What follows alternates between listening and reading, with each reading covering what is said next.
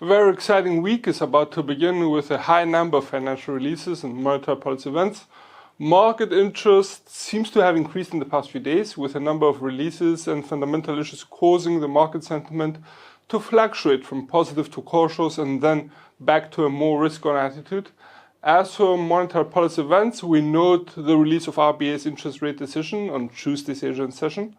In the late European session on Thursday, we highlight the release of ECB's interest rate decision, while a number of policymakers from around the world are scheduled to make statements and could swing the market's opinion. As for financial releases, after a rather quiet Monday, we note on Tuesday the release of Japan's all household spending growth rate for April, Germany's industrial orders for April, Eurozone's Sendex index for June, and Canada's trade data for April.